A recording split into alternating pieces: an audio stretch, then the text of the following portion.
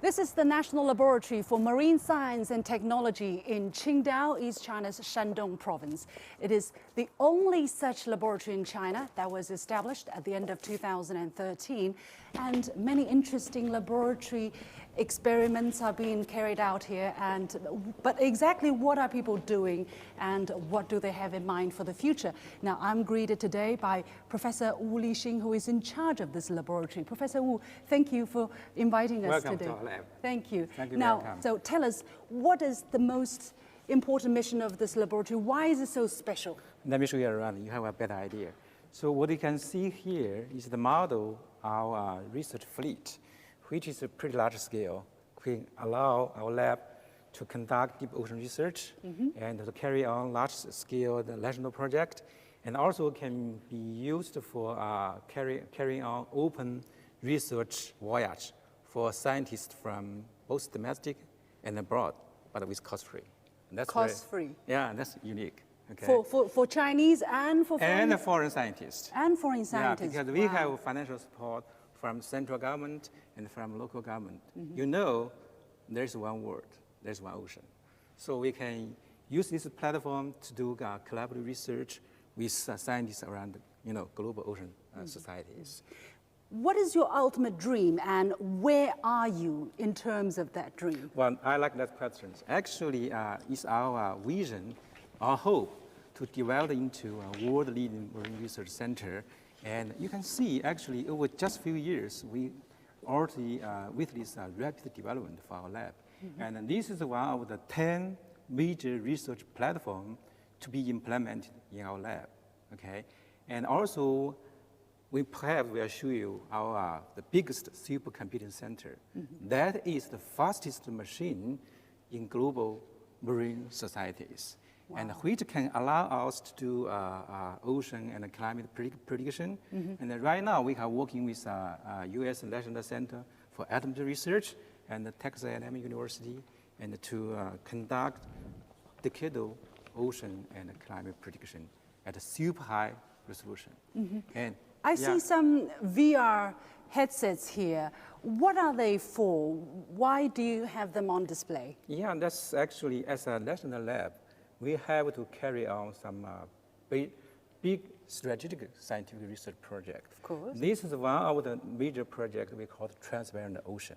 Transparent Ocean, which integrate ocean observation. May I? Yeah, and actually this project integrate the ocean observation, scientific research, and the prediction together to better for ocean management or development.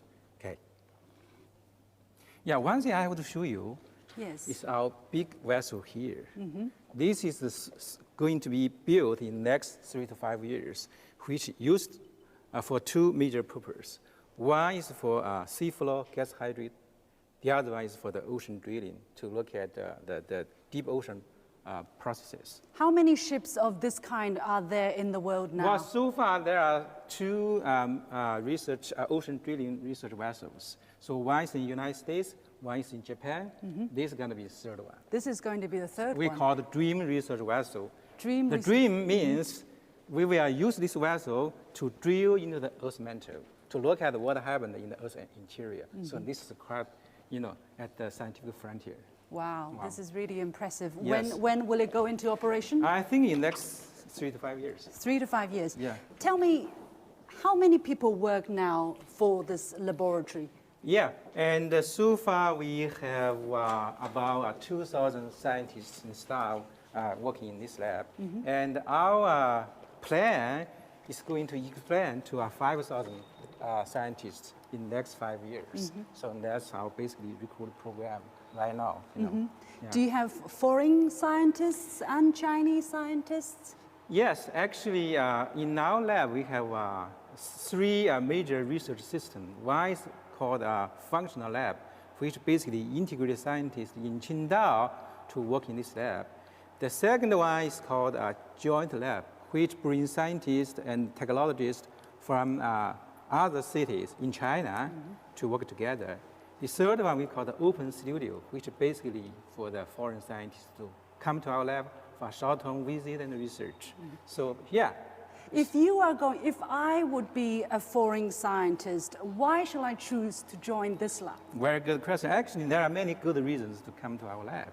And we have a very good salary system, and we have a very flexible employment system. Like right now, we are running dual employment system, okay? And the scientists here have good freedom to select their interest project. And also, we have better management and technology support for scientists here. So it's basically scientist-oriented in our lab. How much interference, let's say, or how much management does the government imply on our lab, or will the scientists have much freedom in deciding and in the direction? Yeah, and that's actually the unique of our lab. The government, invests money to this lab, and the scientist has the freedom to do whatever they are interested. So what I can see, scientists can determine what kind of a project, particularly some frontier and challenge scientific issues in this particular lab. Yeah. What international collaboration had this lab had since its founding? Yeah, actually, our lab play a very important role to establishing a global collaboration system. You can see the line stretching from Qingdao all the way to the global, right? So, and actually, we just signed a contract with Australia. We are going to build an international research center for Southern Ocean. We call the Seashore. This lab will be running in this April, which basically set up a platform for the global scientists to tackle the challenge issue in the Southern Ocean and Antarctic. In the Southern Ocean? Yes. This is just one of our 5 international centers to be built overseas.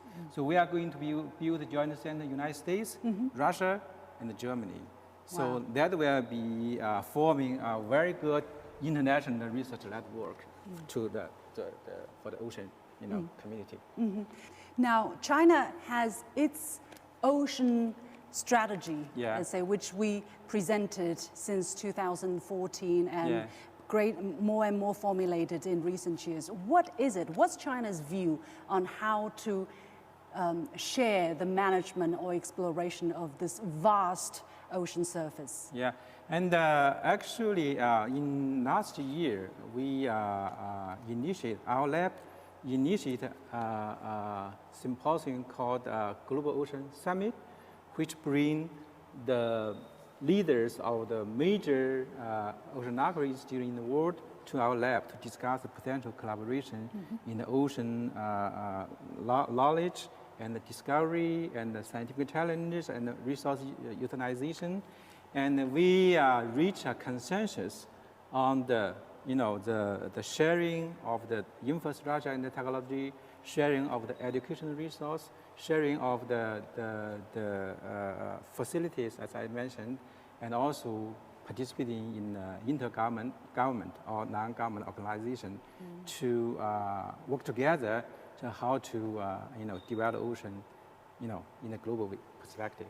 Well, finally, some people are questioning, people are saying, look, China is trying to grab as much of the resources in the ocean as possible as a kind of strategic direction in the future. How do you look at that? I mean, the ocean, of course, belongs to nobody, but it belongs to us all. How shall we work together to best protect the ocean and explore the potential? Yeah, actually, China as a responsible major power, I think China should be playing an important role in the global ocean research and resource development. Like our joint center in Hobart, Australia, one of the major purposes is to tackle the ocean and the climate change in the Southern Ocean, because there is one world, there is one ocean. Thank you very much, Professor Wu. Thank you. I wish you all the best in your research work. Thank you. Thank you. So indeed, this is the only such national laboratory for marine science and technology for China. But for the city of Qingdao, what does it mean? What kind of support, what kind of burden maybe this lab will bring to the local government? And I have a representative from the Qingdao government, Mr. Li. Thank you for joining me today. First of all, tell us what kind of support is the Qingdao government giving to this lab? The preparatory of work start in 2000 year, with the total investment reaching 2.6 billion yuan. The contribution from the government of different levels. And the lab officially was approved by the Ministry of Science and Technology in 2013. Mr. Li, what kind of impact does such a big lab have on the other industries of Qingdao? Is it a burden for the government to have such a big lab? The lab has played an important role in promoting the local marine science and technology innovation and economic development. We also established the only National Marine Technology Transfer Center in Qingdao, with many marine scientific and technological achievements being transferred successfully. In 2016, the marine economy in Qingdao exceeded 250 billion, and the marine GDP account for more than a quarter of city's GDP. At present, Qingdao marine science and technology and marine economy has shown splendid potential as well as vigorous development trends. Thank you. Thank you very much, Mr. Li, Yeah, from the thank Qingdao you. government. Thank you.